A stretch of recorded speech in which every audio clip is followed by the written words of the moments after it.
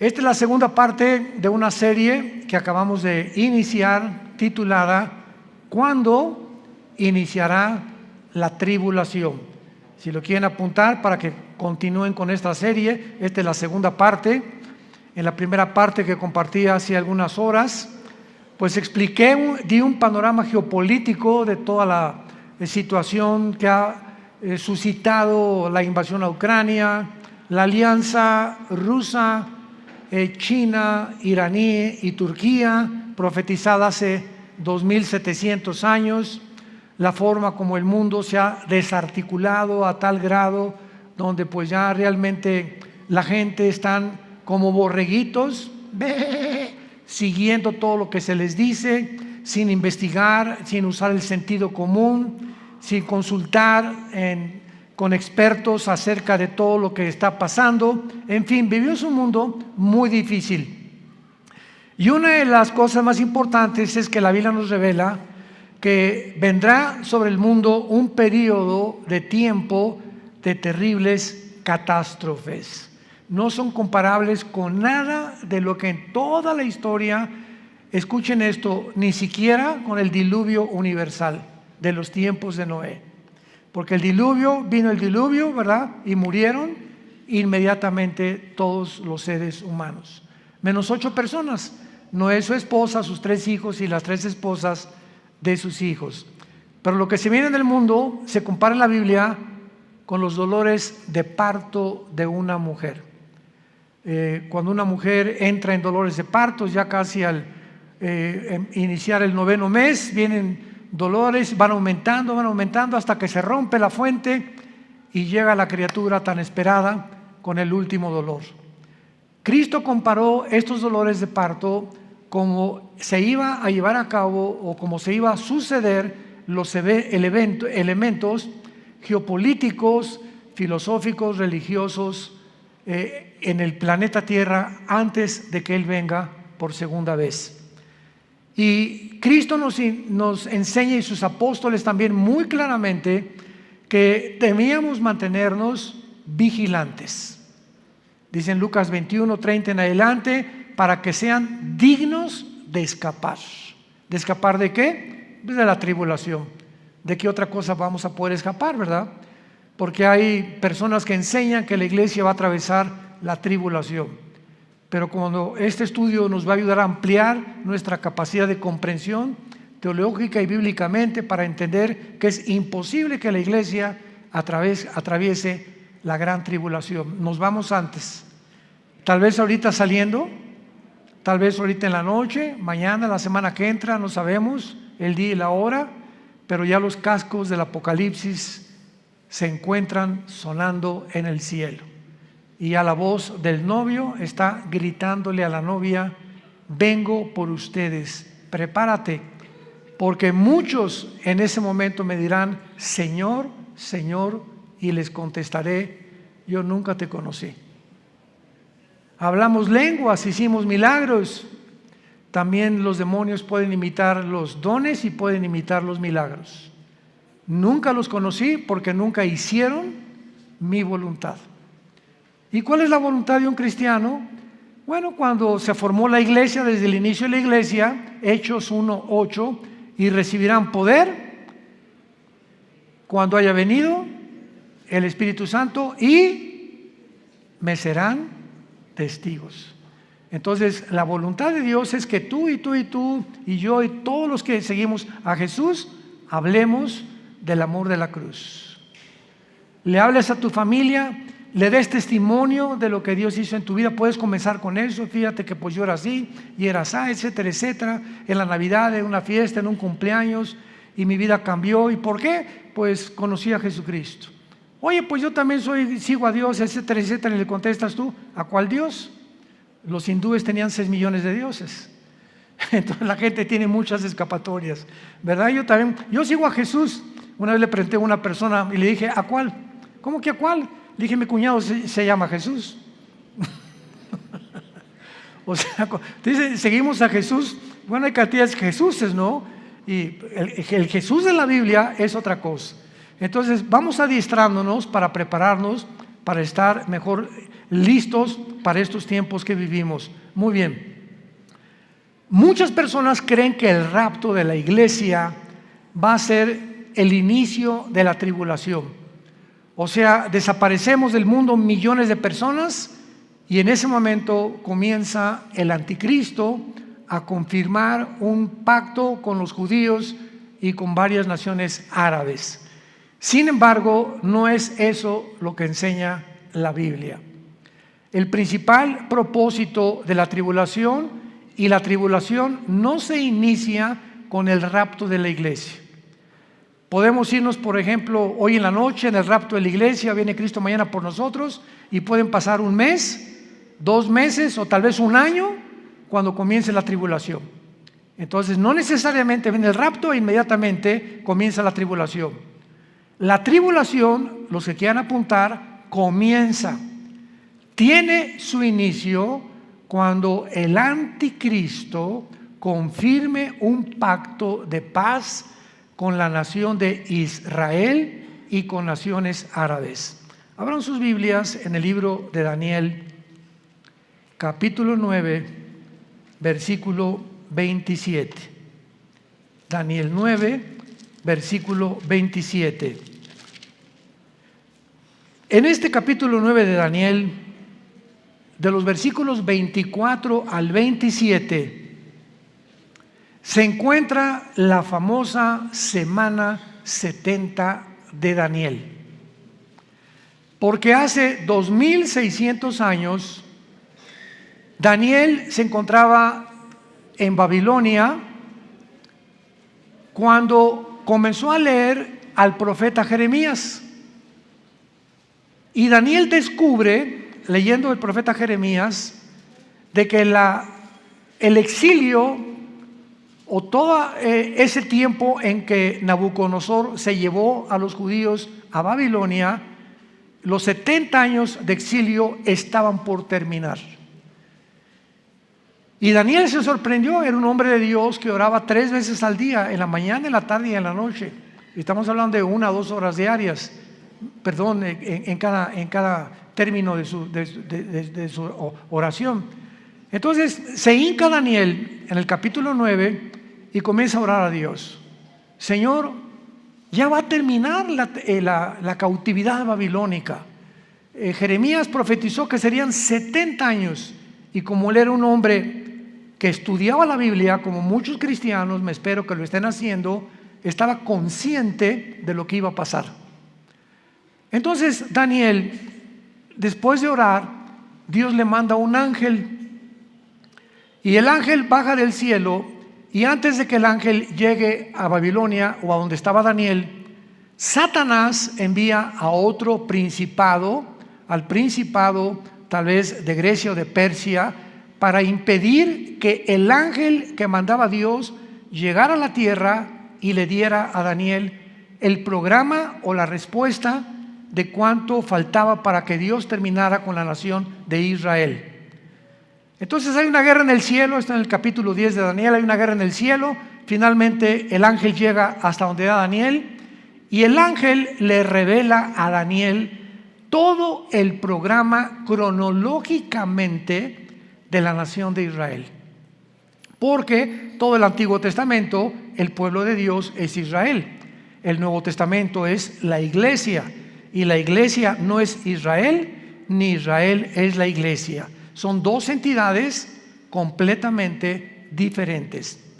Israel no era el cuerpo de Cristo como se formó con la iglesia. Nosotros somos el cuerpo de Cristo. Israel era la esposa del Padre y Dios se divorcia, le da cartas de divorcio a Israel y hasta el momento Israel, el antiguo pueblo de Dios, se encuentra en la banca.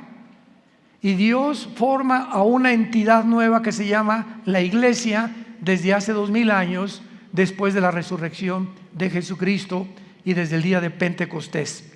Entonces la iglesia es una entidad completamente diferente de Israel. Entonces Dios, el ángel le dice a Daniel, Daniel, Dios tiene 490 años en su programa para terminar con la nación de Israel. Y la palabra que se usa aquí son 70 semanas.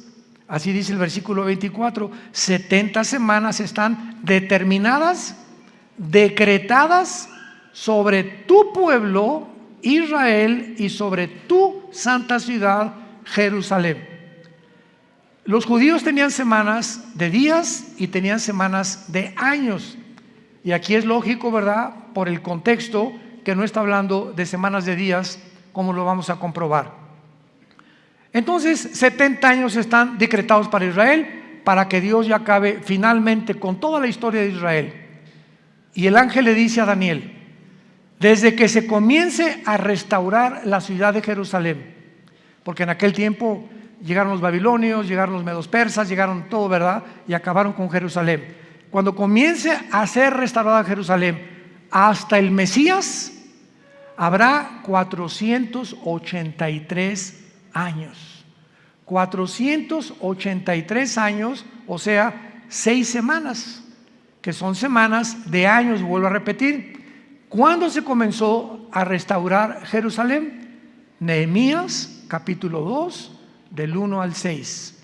Cuando el rey Artajerjes de Persia le ordena a Nehemías y le da permiso para que regrese a Jerusalén, que estaba hecha pedazos, y comience su reconstrucción. Y del momento de que se decretó el regreso o la restauración de las murallas de Jerusalén hasta el Mesías, matemáticamente, damas y caballeros, santos de Dios, lo comentaba en la conferencia anterior, para cualquier ateo, cualquier escéptico, cualquier agnóstico que esté buscando evidencias en la Biblia, esto es extraordinario. Fueron exactamente desde la reconstrucción de Jerusalén hasta la muerte de Jesús 483 años. ¿Faltan cuánto?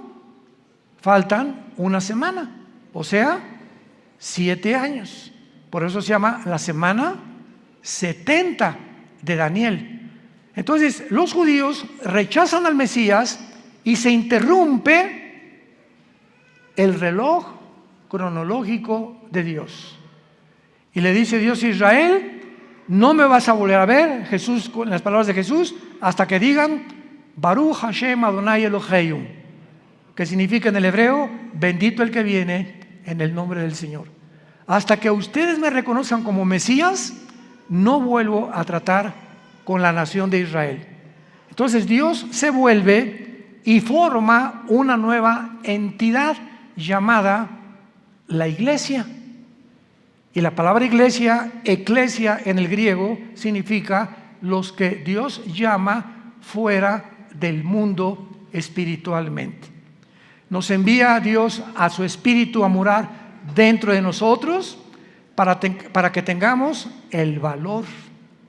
No nos dio espíritu de cobardía, le dice Pablo a Timoteo, sino de poder y dominio propio, para que tengamos el valor de hablar del Mesías al mundo, de hablar del amor de Dios a mi familia, a mis suegros, a mis hijos, a mis padres, a mis compañeros de la oficina, en el bufete, en el consultorio médico, para hablar y decirle al mundo su necesidad profunda, intrínseca, de recibir al Salvador. Ese es el valor que una persona que no tiene a Cristo no testifica. Si tú te llamas cristiano y nunca has hablado de Cristo, dudo que tu cristianismo sea real. Muy bien. Entonces, esta semana que le falta Dios a tratar con Israel, se interrumpe por el periodo o la dispensación de la época de la iglesia, que tiene que durar 2000 años. ¿Por qué 2000 años? Porque de Adán a Abraham, 2000 años, de Abraham a Cristo, 2000 años, y de Cristo a cuando termine la iglesia, 2000 años, o sea, 6000 años. Dios creó el mundo, el universo, en 7 días, ¿se acuerdan? Génesis capítulo 2. Entonces, este séptimo día, dice el Salmo 90 y 2 de Pedro 3, que para Dios un día son 1000 años, y 1000 años es como un día. Entonces, Dios establece su reloj cronológico desde los 6 días de la creación, que son un símbolo de lo que va a durar la historia del ser humano en este planeta. 6000 años nada más. Y cuando entremos al milenio, al séptimo día, vamos a entrar al reino mesiánico, que serán nuestras vacaciones. Pero ya no vamos a hablar de eso ni nos vamos a adelantar. Es importante que nos ubiquemos ahorita en lo que estamos hablando de la semana 70 de Daniel. Entonces, Israel, ahí nos vemos. Ya no te voy a ver hasta que usted me reconozca. Mientras tanto, Dios se voltea, porque la Biblia dice, los ojos de Jehová están sobre los justos. Y cuando habla la Biblia de los ojos de Jehová, se refiere a su presencia. Entonces, cuando Dios dice, me volteo y no te veo, significa, Dios te ha dejado. Haz lo que tú quieras, Pepito, haz lo que quieras, Carmelita, ya no me vuelvo a meter con tu vida. Y se voltea a Dios y te deja que te hundas y toques fondo. Es la forma como Dios juzga a los seres humanos. Si cuando venga tribulación y angustia me buscarás y entonces no responderé. Porque no es cuando tú quieras, es cuando oigas su voz, no te endurezcas. Y ahorita ustedes están escuchando la voz de la palabra de Dios. Entonces, adiós Israel, Dios forma a la iglesia y comienza Dios a trabajar con nosotros, con el Espíritu Santo. La iglesia tiene que llegar a su final. Porque si no llega a su final, ¿cuándo va Dios a regresar con Israel? Entonces, durante este tiempo de la iglesia, he oído a muchos predicadores que han dicho que ya Dios no tiene que ver nada con Israel, que la iglesia tomó el lugar de Israel y que Israel ya se olvidó de Dios. Yo siempre les digo, leer Romanos 9, 10 y 11. 3 capítulos del libro de Romanos de Pablo mencionan que Dios no ha acabado con Israel. A nosotros nos injertó en el olivo original, en el olivo natural que es Israel, y nosotros somos el olivo silvestre. No somos el original, fuimos injertados en el olivo y en las promesas que Dios le dio en el pacto abrahámico a Abraham. Entonces todas las promesas que Dios tenía para Israel se vuelven a favor de nosotros, menos la promesa de la tierra, porque la promesa de la tierra que Dios le dio a Israel se va a cumplir en el reino mesiánico. Entonces, ahora que Dios está tratando con la iglesia tiene que salir del mundo para que estos 7 años que quedan de la semana 70 de Daniel, que se llaman los 7 años de la tribulación, y vamos a ver qué otros términos se usan en la Biblia, Dios trate con Israel y los meta a un horno. ¿Qué microondas ni qué nada? Va a ser un horno de fuego donde los va a purificar para que puedan estar listos y entrar junto con nosotros al reino mesiánico o al reino milenial.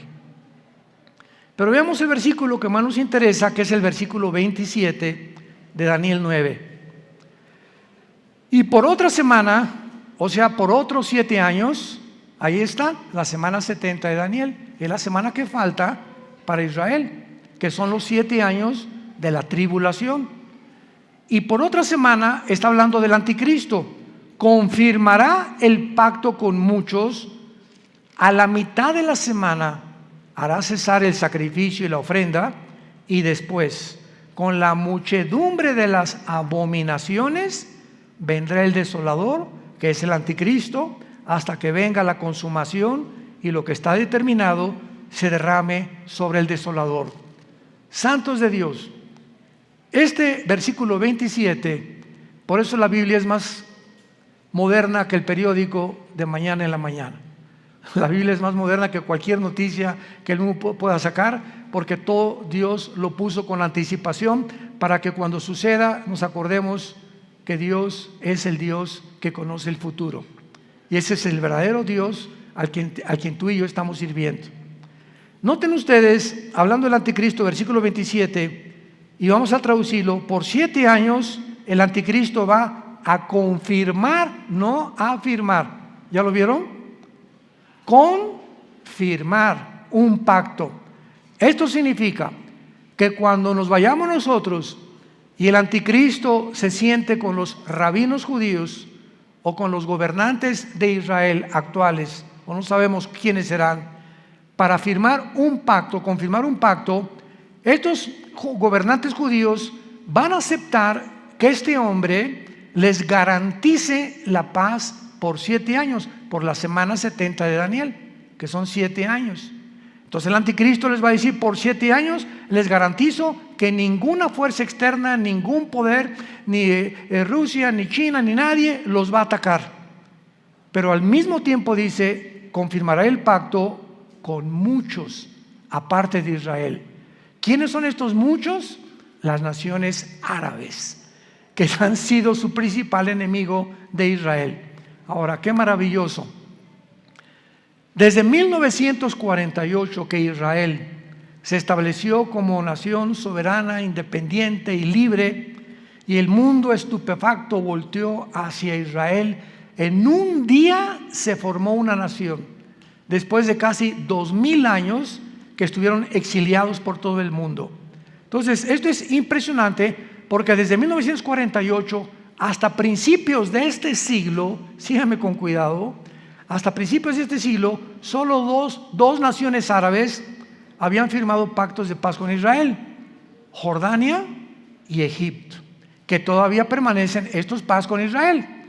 Pero en estos últimos meses de la administración de Trump y la administración de los demócratas en Estados Unidos, las naciones árabes, aparte de Egipto y Jordania, cosa que nunca se había visto en la historia, comenzaron a decirle a Israel: ¿nos das chance de estar bajo tu paraguas? ¿Qué? ¿What? ¿Nos das oportunidad de que quedemos bajo su protección? ¿Cómo? ¿Qué hizo que las naciones árabes comenzaran? Bahrein, los Emiratos Árabes Unidos, Sudán, Marruecos, le estén pidiendo ayuda a Israel a entrar en lo que se llama el Acuerdo de Abraham, que firmó Israel con los Emiratos Árabes, con Bahrein, puras ciudades árabes, y últimamente ya son casi 6 o 7 naciones árabes que están bajo el paraguas de Israel por causa de Irán. Porque Irán comienza a bombardear a Arabia Saudita hace 1 o 2 años, a sus pozos petroleros, y Estados Unidos no interviene, ni tampoco Israel, porque Israel no tiene ningún pacto con Arabia Saudita, es la nación más grande de toda la península arábica. Entonces se dan cuenta los árabes que si Estados Unidos no los protege ya, solamente les queda la aviación y el ejército de Israel, que es el ejército más poderoso del mundo entero. Así de chiquititos, pero bien picosos. Entonces comienzan a pedirle ayuda a Israel: oye, vamos a hacer un acuerdo. Israel feliz, ¿verdad? Porque ahora Israel les da protección y se están protegiendo más y más y más. Y cuando dice que el anticristo va a firmar con Israel y con muchos, ya son 7 naciones árabes las que han firmado el Acuerdo de Abraham. Falta Arabia Saudita. Y Arabia Saudita, ahora que vino el presidente Biden a Arabia, todo el mundo, primero fue Israel, después fue Arabia, todo el mundo estaba esperando porque él venía a eso. Pues vamos a convencerlos de que firmen y se unan a Israel. Pues el jeque de Arabia Saudita le dijo al presidente Biden: no vamos a firmar ningún tratado de paz con Israel, porque tenemos una sola condición: cuando Israel haga la paz con los palestinos y Israel le permita a los palestinos poner un estado palestino dentro de Israel, firmamos el Acuerdo de Abraham, cosa que los judíos nunca van a hacer. Así que le están pidiendo, ¿verdad?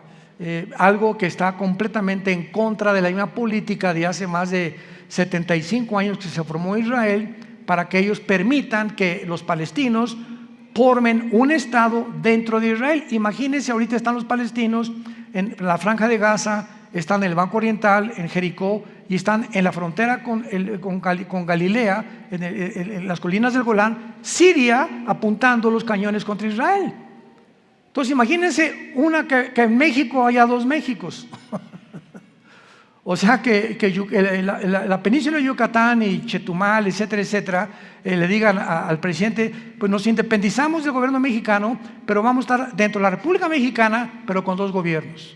Vamos a hacer completamente 2 gobiernos, y va a haber 2 gobiernos dentro del mismo terreno geográfico de la República Mexicana. Pues esperamos guerras, ¿verdad? Esperamos siempre haber problemas, porque pues ¿cómo vamos a poder estar 2 presidentes gobernando el mismo terreno geográfico que nos pertenece desde hace miles de años? Entonces Arabia Saudita está ahorita completamente descansando, ¿verdad? Está en pausa hasta que Israel le conceda a los palestinos tener una nación dentro de Israel, cosa que va a suceder. ¿Dónde lo encontramos? En el libro de Joel, en el Antiguo Testamento.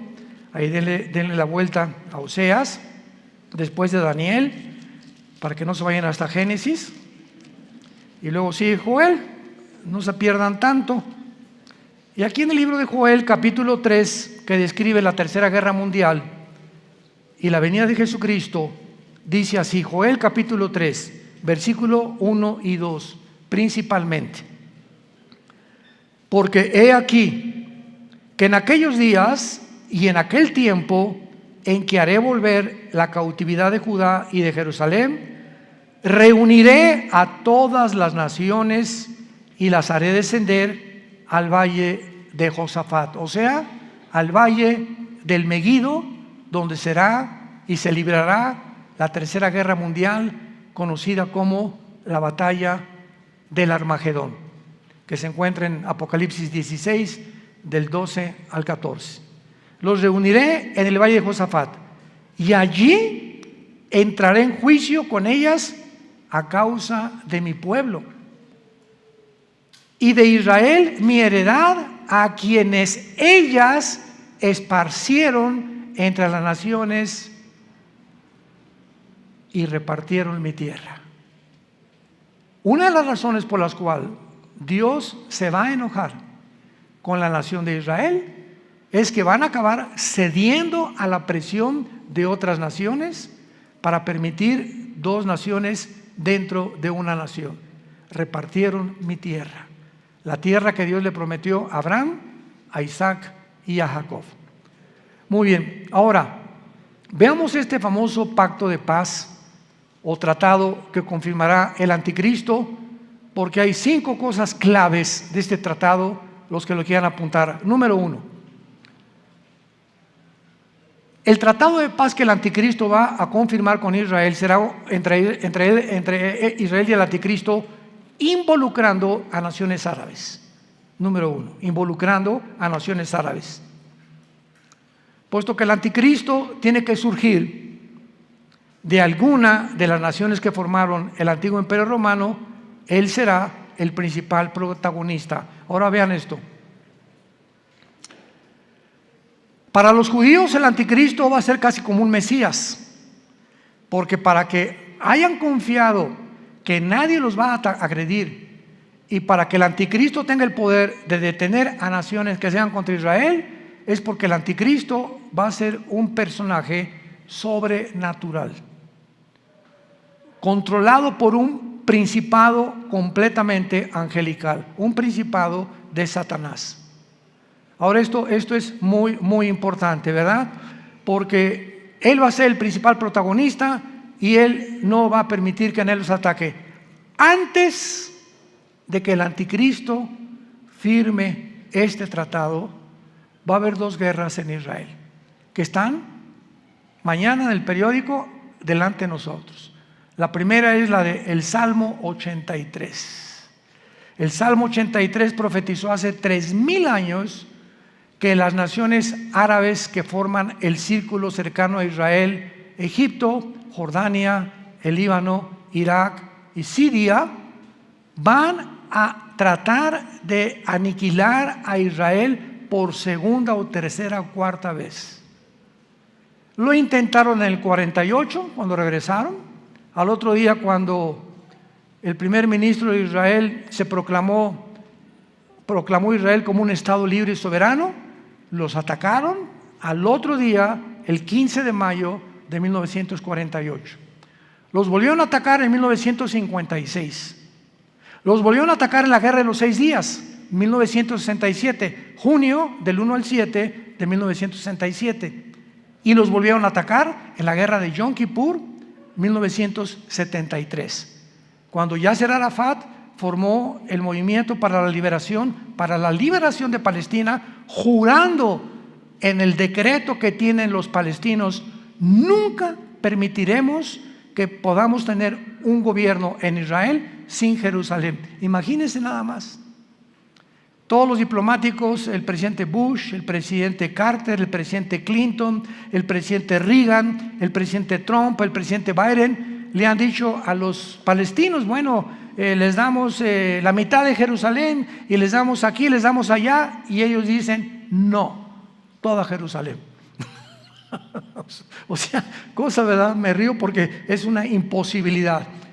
Como dijo Benjamín Netanyahu, que tal vez próximamente vuelva a recobrar el primer ministerio en Israel, Netanyahu dijo, el día que realmente nuestros enemigos quieran que les demos Jerusalén, vamos a tener lista la operación Sansón, así se llama, la operación Sansón.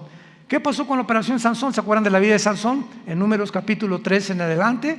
Bueno, a Sansón le sacaron los ojos, una mujer lo debilitó en sus fuerzas por andar ahí de rabo verde, ¿verdad? Y el Espíritu Santo lo abandonó a Sansón, se quedó sin fuerza, y entonces los filisteos tenían como un circo, lo pusieron lo empujaron, a ver tu fuerza, etc., y comenzaron a burlarse de él. Y ahí Sansón, en medio de este espectáculo donde todos se burlaban de él, los filisteos, le dijo a Dios, Padre, por favor yo te pido, como un último acto de mi voluntad, llévame a donde haya 2 columnas, porque Sansón conocía el teatro filisteo, para que yo pueda derribar este teatro. Y entonces unas personas que lo guiaron, ¿verdad?, lo pusieron debajo de las 2 columnas, y entonces Sansón muere junto con todos los filisteos. O sea, Sansón tenía el ministerio de acabar con los filisteos, y fue hasta su muerte que terminó con ellos. En su muerte terminó con su ministerio. Entonces los judíos le llaman Operación Sansón. Si nos atacan, morimos junto con ustedes. Tenemos la bomba nuclear. Entonces Israel nunca va a permitir una invasión. Hasta este momento no lo ha permitido, y siempre ha ganado. Y nunca Israel ha sido el que provoca a sus enemigos. Nunca él ha buscado la guerra. Siempre se ha defendido de las naciones árabes. Con esto, para que no haya malos entendidos, no estamos hablando que somos judíos, porque ahorita no hay judío, no hay griego, no hay gentil, no hay italiano, no hay mexicano. En Cristo, en la iglesia, todos somos iguales. Y ahorita los judíos tampoco son parte de Dios. Están en la banca. Ahorita la iglesia son los ojos y el interés principal de Dios el Padre. Pero Dios va a regresar con ellos cuando la iglesia no está en el mundo. Esta guerra del 83 no tarda en liberarse, porque Irán sigue amenazando a Israel. Esta semana Israel bombardeó el aeropuerto de Alepo, donde encontraron que había aviones cargados de armas iraníes que estaban proveyéndoselas a los sirios para atacar a Israel. Entonces ahorita Israel anda, ¿verdad?, pero con los ojos abiertos, con sus aviones F-35 vigilando por todos lados que no haya movimientos de armas de Irán, principalmente a Líbano, a Siria o a Irak, porque son las naciones donde Irán tiene la supremacía.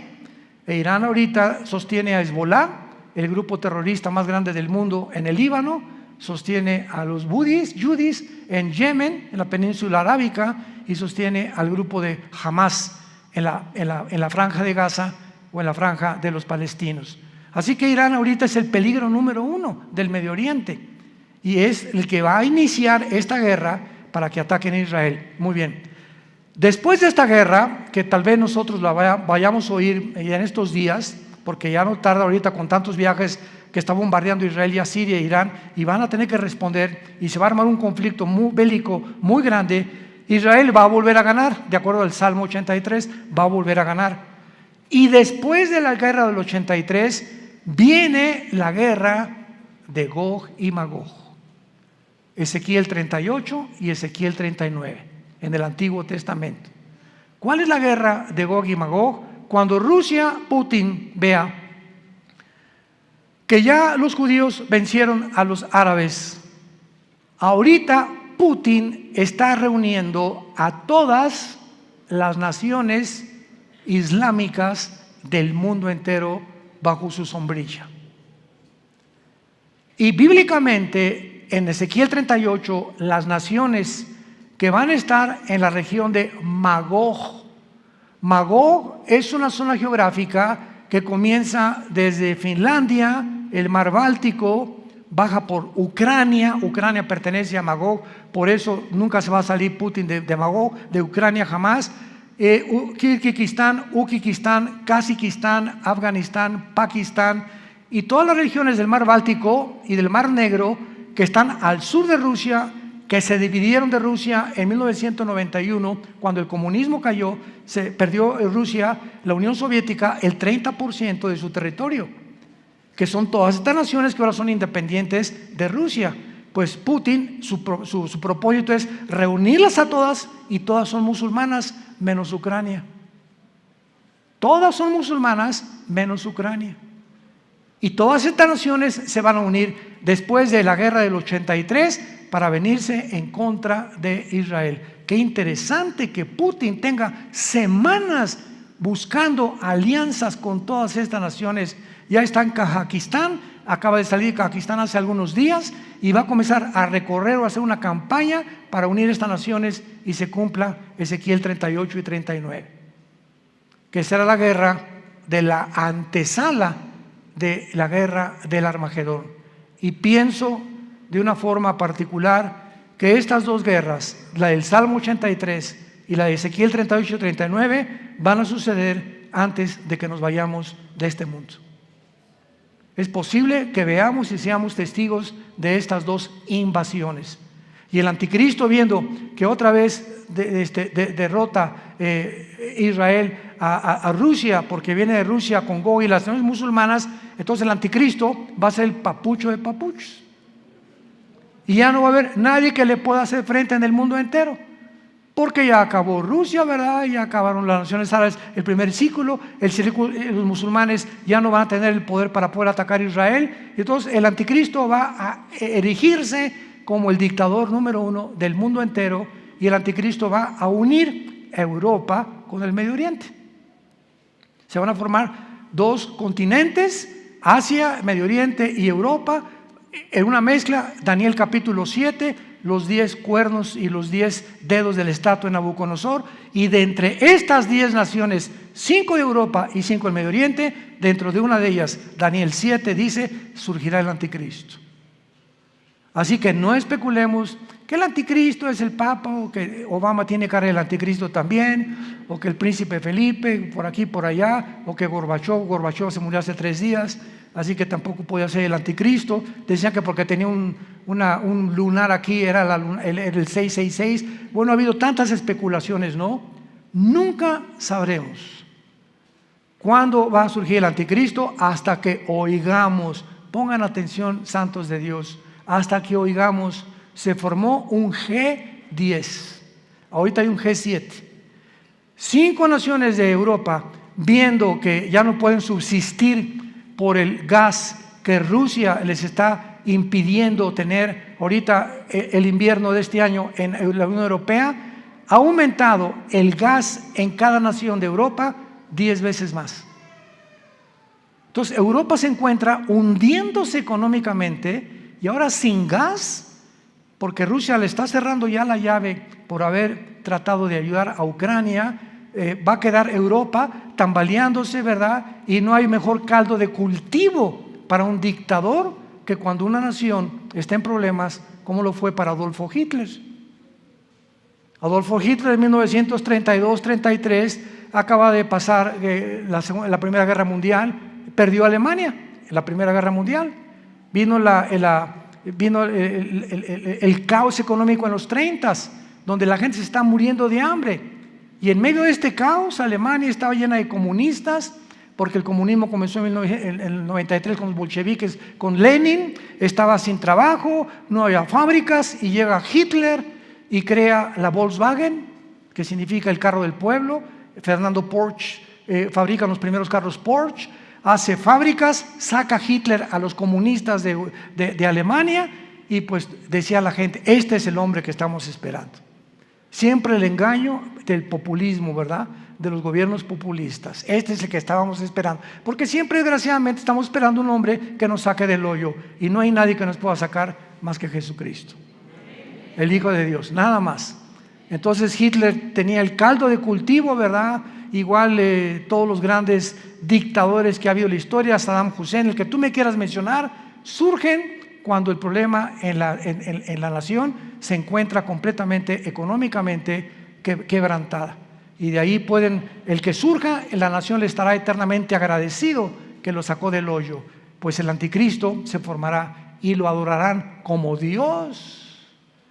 De los milagros va a solucionar el problema de Europa, va a solucionar el problema del Medio Oriente, va a solucionar el problema de África, va a solucionar el problema del hambre, del clima y de todos los problemas que ahorita han sido insolubles. El anticristo tendrá la sabiduría, la destreza, el poder de poder realizarlo. Veamos en el libro de Daniel capítulo 8 lo que acabamos de comentar del anticristo. Porque aquí se escriben en estos versículos claramente los poderes del anticristo durante la tribulación. Daniel 8, 23 al 25. Está hablando de la persona del anticristo. Escuchen con mucha atención. Y al final del reinado de estos, cuando los transgresores lleguen al colmo, se levantará un rey altivo, de rostro y entendido en enigmas.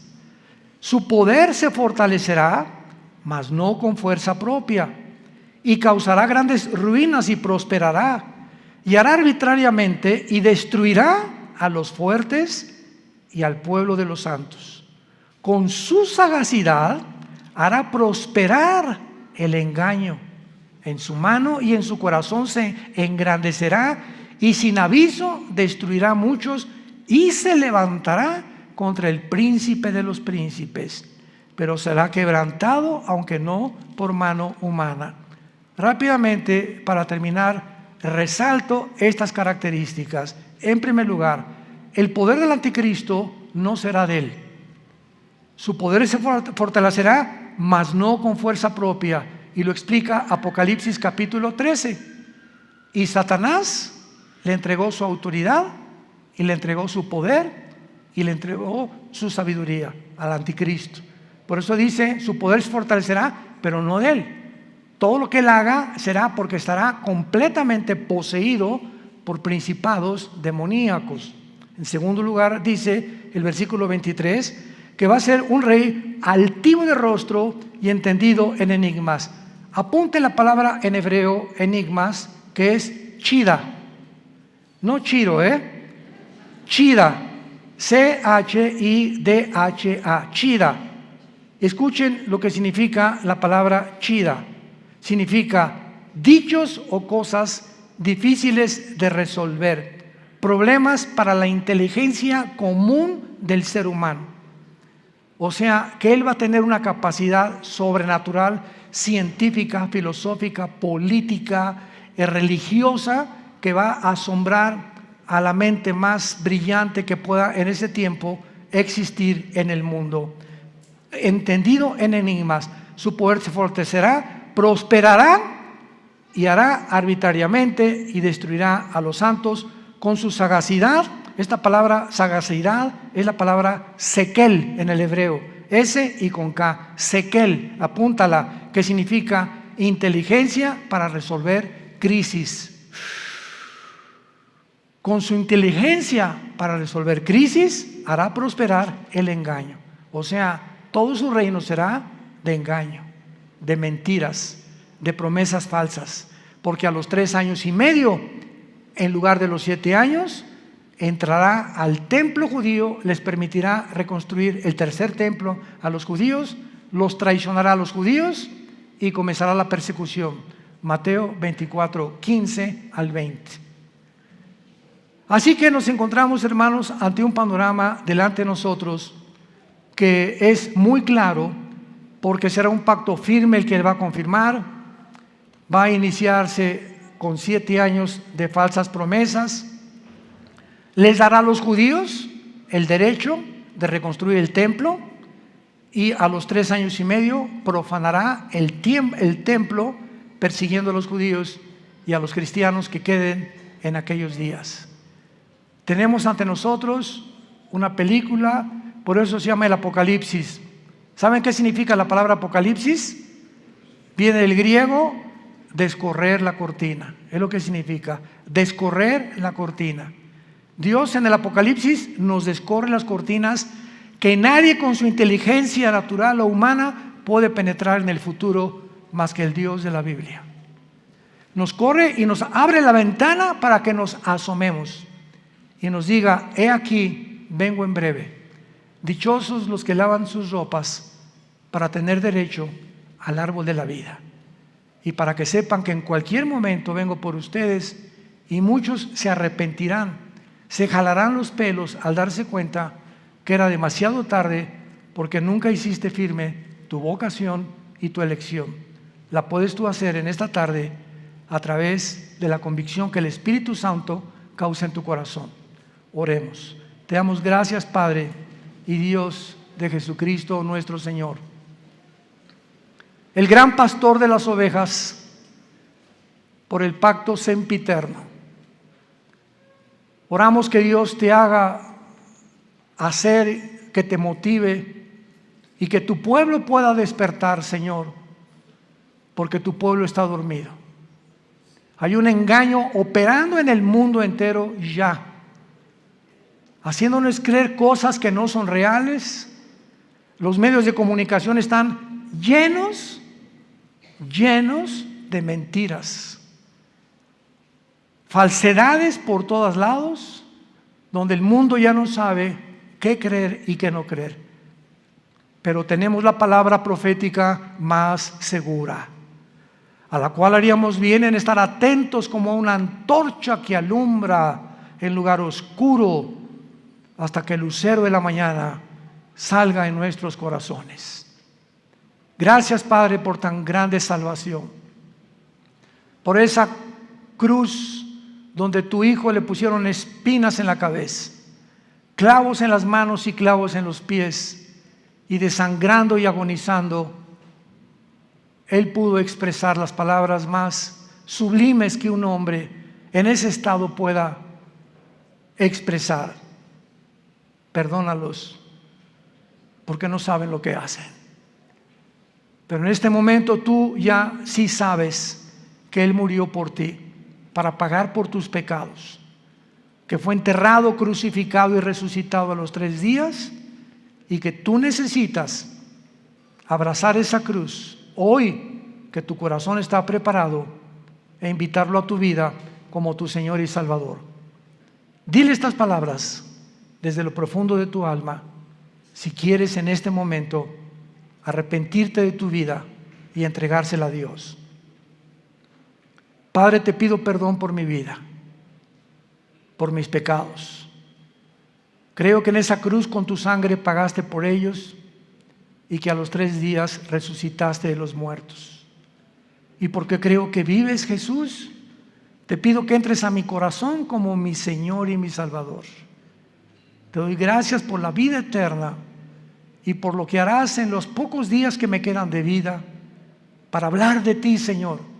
No perderé ninguna oportunidad ya en la vida de dar testimonio de tu gracia y amor en la cruz. En el nombre de Jesús. Amén. Gracias a Dios por esta palabra. Gracias a Dios por este libro maravilloso que Dios nos ha dejado. Ámala. Lee la Biblia, estudia la Biblia, memoriza la Biblia, medita la Biblia, día y noche. Y Dios te promete, el Dios que inspiró este maravilloso libro, que es un compendio de 66 libros, que Él te hará prosperar en todo lo que tú hagas, si tú buscas a Él y su reino en primer lugar.